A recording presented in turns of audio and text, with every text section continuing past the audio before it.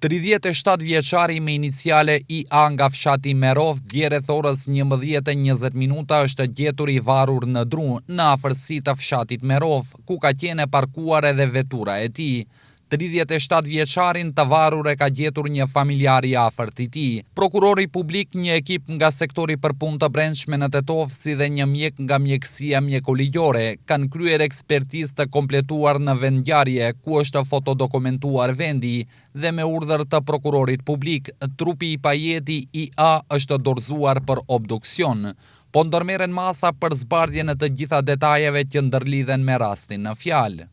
Dje rreth orës 15:30 një nxënës 17 vjeçar nga shkolla e mesme ekonomike Tet Shtatori, së bashku me babain e tij në policinë e Tetovës, kanë denoncuar dhunë fizike, të cilën rreth orës 11:30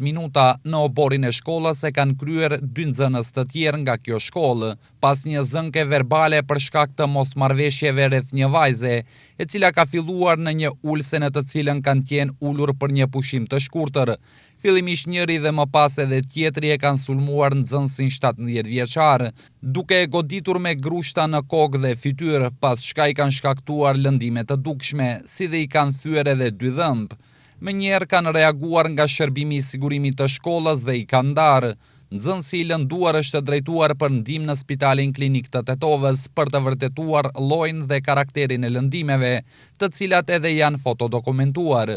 po ndërmerren masa dhe aktivitete për zbardhjen e plotë të rastit, pas çka do të pasojë edhe padi adekuate.